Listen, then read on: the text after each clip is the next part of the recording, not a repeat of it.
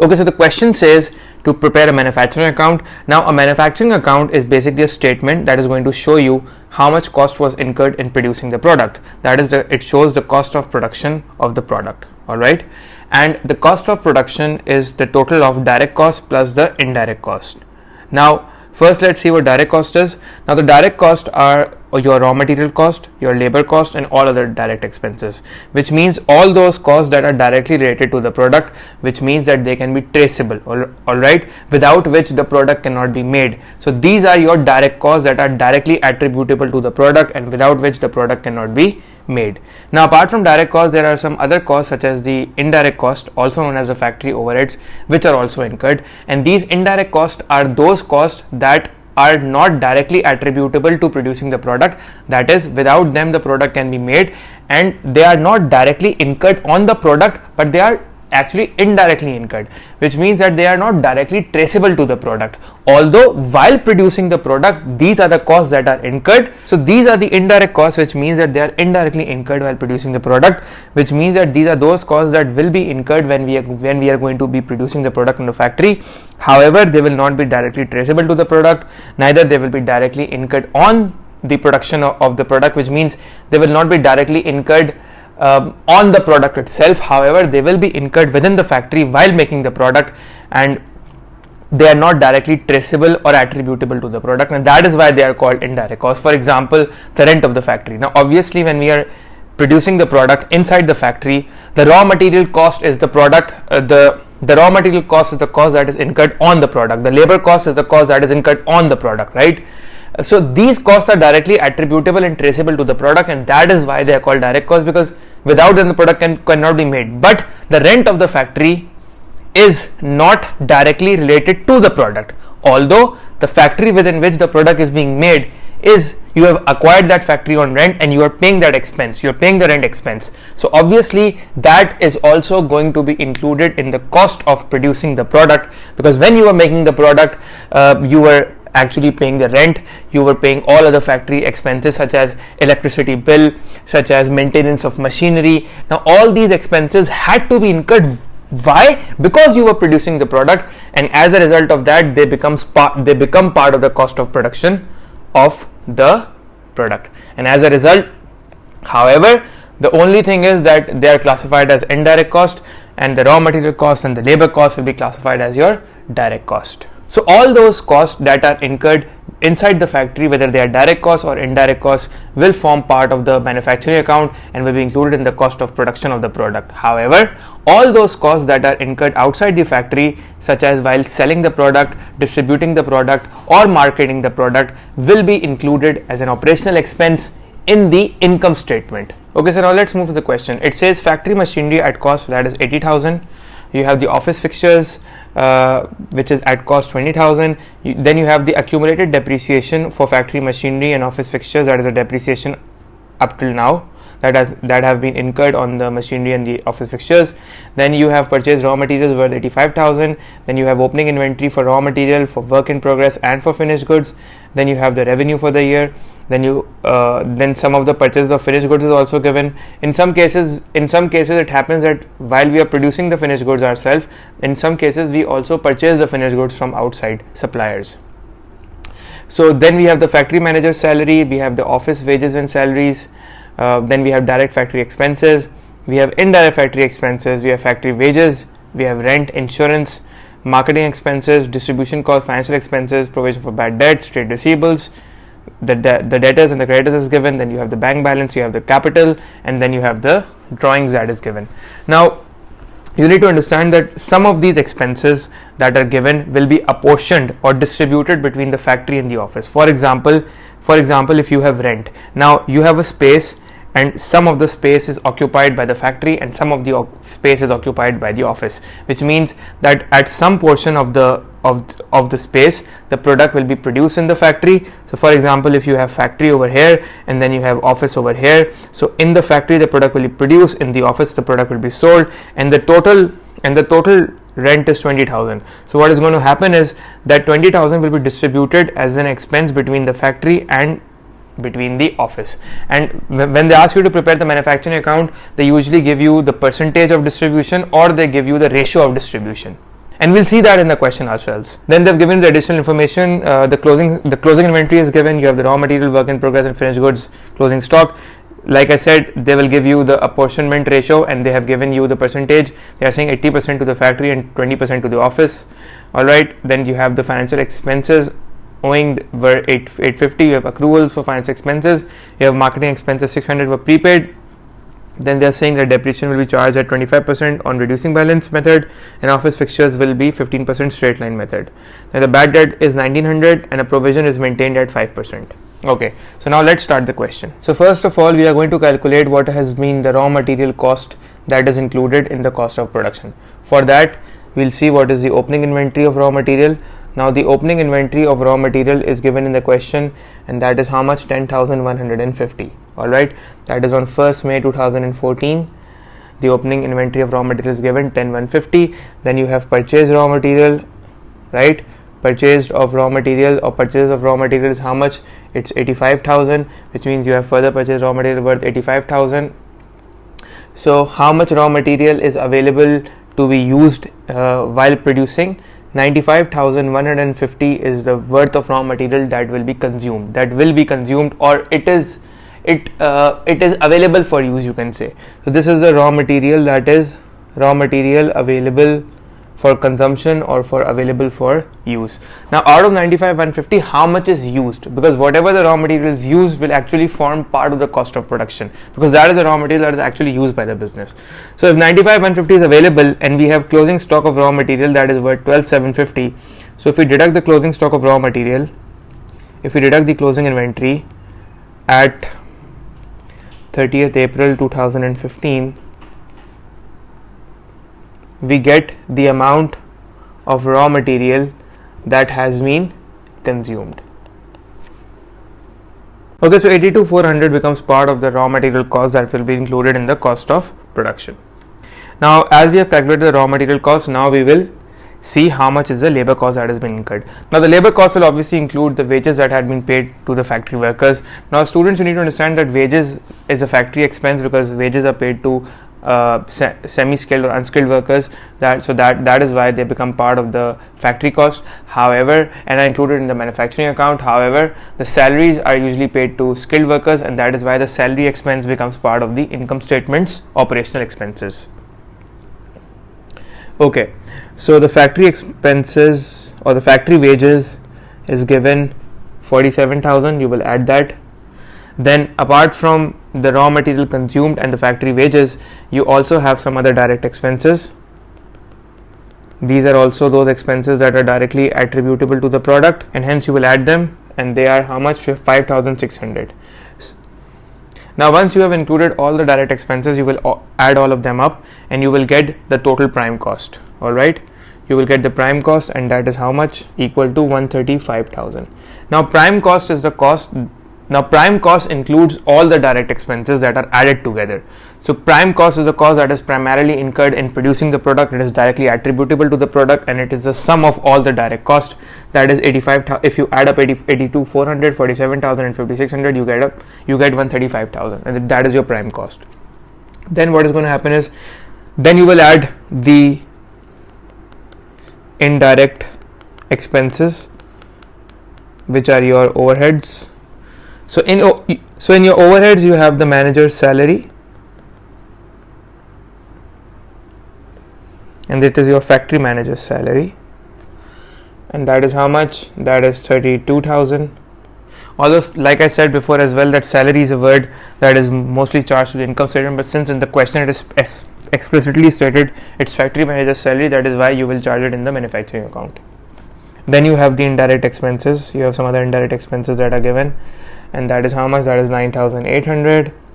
Then you have the rent. All right, now the amount of the rent is given in the question, and that is how much? That is you have 10,000 for rent and 8,000 for insurance. Okay, now but what you will do is that you will apportion the rent to the factory, and out of 10,000, 80% will be charged to the manufacturing account, so that will come to 8,000. And then you have insurance. The total insurance expense is how much? It's 8,000, but out of that 80% belongs to the factory, 20% to the income statement, that is to the office, and this will come to 6,400. Then you have the depreciation expense. Now the depreciation of only the factory machinery will come. All right, if there's all other kinds of depreciation of any other equipment that belongs to the office or relates to marketing or selling will be included in the operational expenses in the income statement. So the depreciation of machinery is how much. It says in the question that factory machinery is 25% using reducing balance method, which is the depreciation will be calculated on the net book value, right? So first you will calculate the net book value, and how much is that. Now how do you calculate the net book value? So from the cost of the factory machinery you will deduct the provision for depreciation, that is the accumulated depreciation on the factory machinery. So the cost is 80,000, you deduct 60,000. all right, so the cost is 80,000, you deduct 60,000, you get 20,000, and then out of that 20,000 you calculate a 25% depreciation, and this will come to 5,000. So 20,000 was net book value, 25% will come to 5,000 as a depreciation expense. Now you add all the indirect expenses together and they will amount to 61,200. So now the prime cost plus the indirect cost comes to 196,200, and this is the factory cost that has been incurred this year on producing the goods. But since there is work in progress, so there's one more step we need to do. So now you see you have the opening work in progress that is given as well and the closing work in progress. So what you will do is that you will add up in the factory cost the work in progress, that is the WIP, that is opening, that is of 1st May. You will add 15,000 to it. all right, you will add 15,000 to it, and you will deduct the closing work in progress from it, that is 16,200, and then you will get 195,000 as your cost of production. Okay, so we'll add the opening WIP, that is 15,000, to the cost of production of 196,000, and we'll deduct the closing WIP, that is 16,000. And why do we do that? We do that because WIP represents the work in progress, that it represents the incompleted units, and some of the units were incompleted the last year and they were completed this year, and since they were completed this year, hence we need to add the cost of those incomplete units of last year that were completed this year to this year's cost. So 196,200 includes the cost of those units that were incomplete the last year and hence they were completed this year.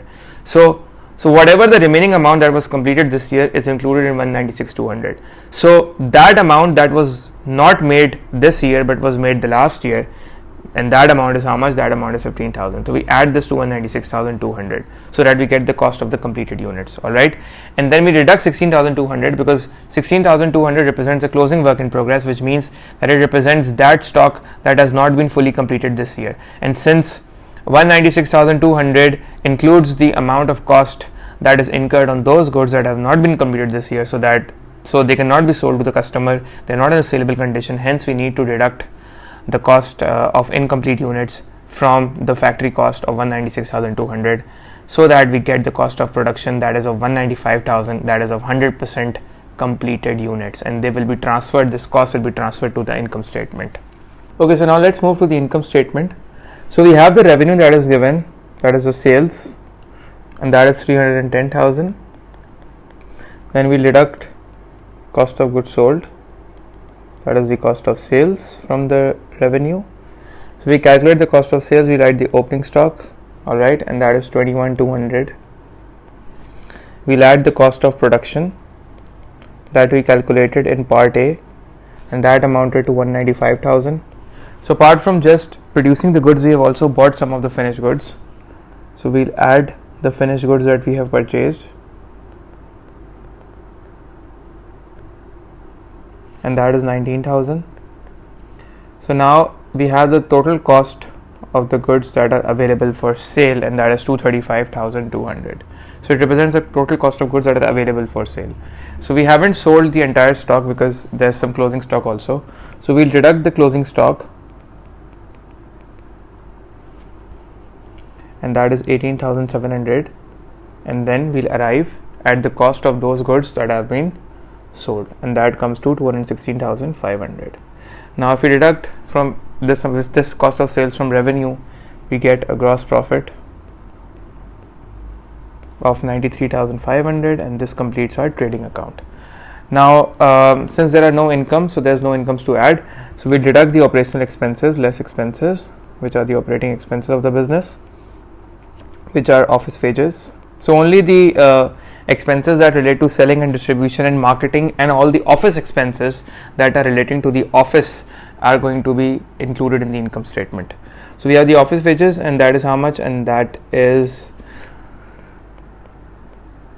41,900.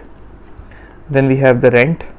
So the rent is apportioned to some part to the factory, so 20% is apportioned to the income statement. So the total rent that is available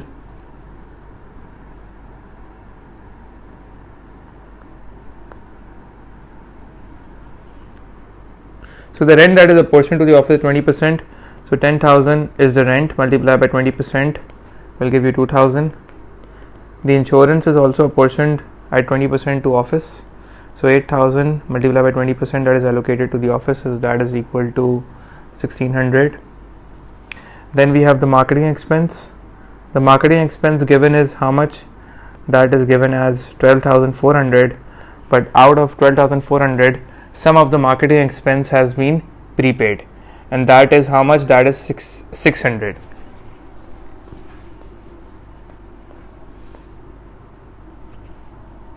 So out of 12,400 we have 6,000 as prepaid.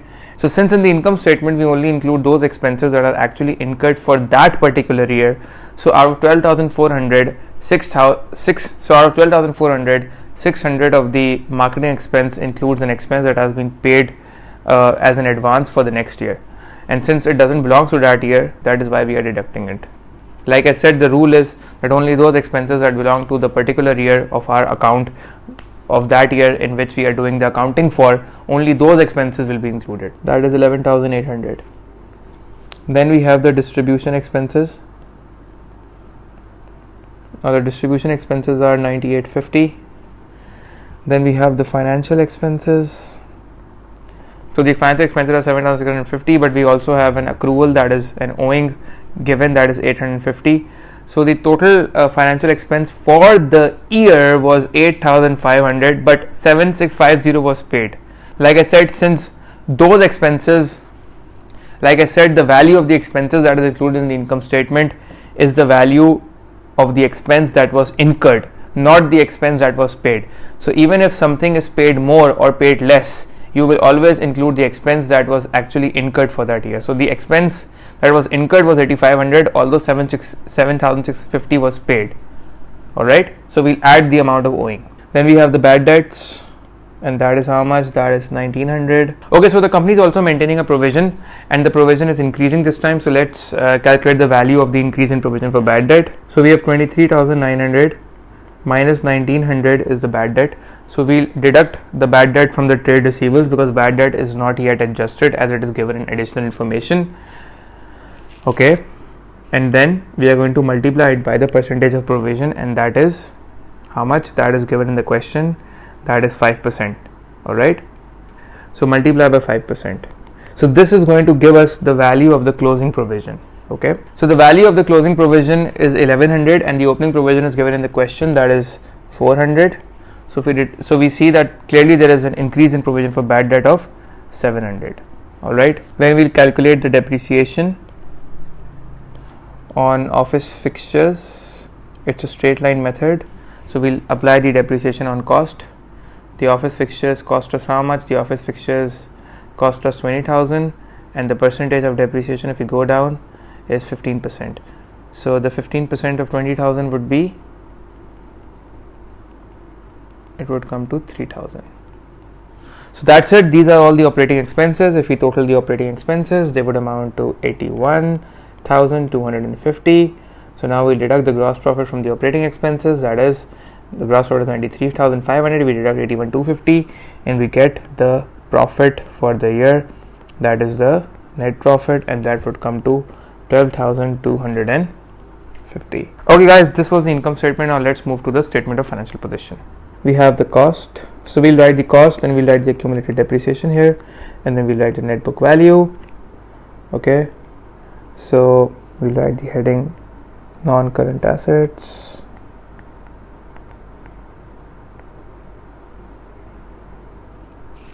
we have machinery that is worth 80,000. That this is the cost of machinery.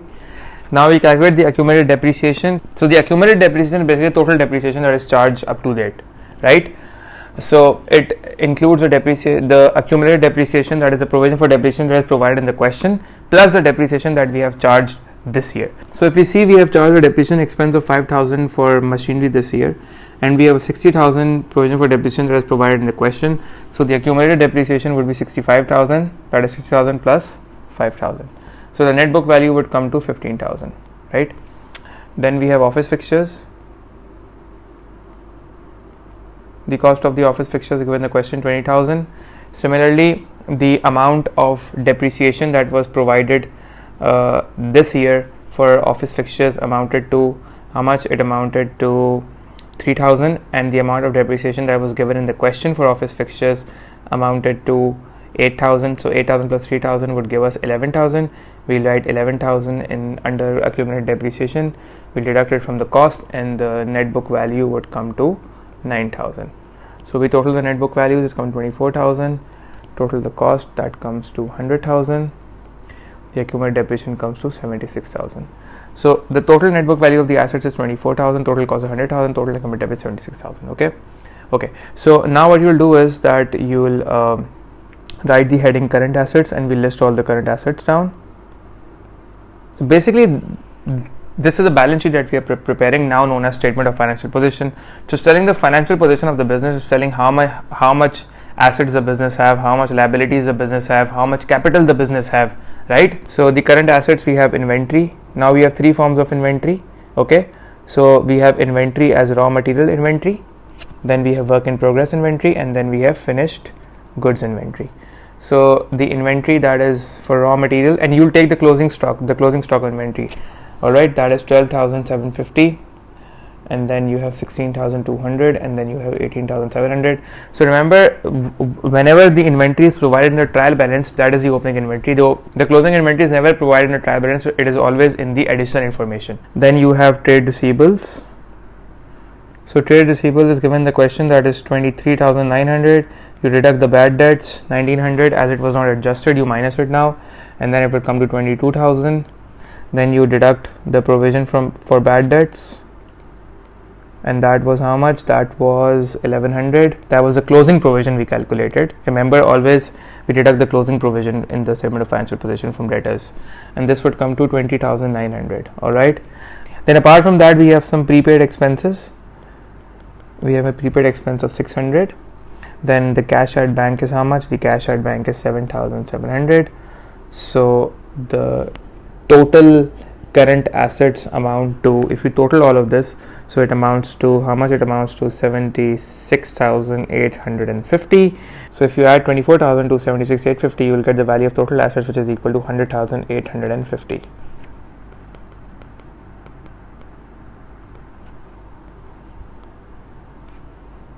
Okay, so this becomes your balancing figure. Once you've calculated total assets, then you write the heading capital and liabilities. Then we'll calculate the value of the closing capital at the year end. We have the opening capital that is given in the question, and that is how much? That is equal to 90,000. Since we made a profit, and that profit is reinvested back, so that profit will be added because it will increase the capital since it's reinvested back, 12,250. So despite the fact that the profit was reinvested back, some of the money was also withdrawn in the name of drawings, because drawings represent an amount that is withdrawn by the owner from the business for his personal use. So obviously it deducts the capital investment that the owner has made, because now he's taken back the money for his own personal use. Since the capital represents the amount of money invested by the owner from his personal funds, and now if he's taking the money of the business and keeping it back into his personal funds as drawings, so obviously it is going to decrease the capital, right? So you deduct 16,600 as drawings, and then your capital comes to 85,650, and this is your closing capital, that is the capital at the end of the year. So after the closing capital, you will add non-current liabilities, and non-current liabilities in the question are nil. There are no non-current liabilities, hence you will add the current liabilities only.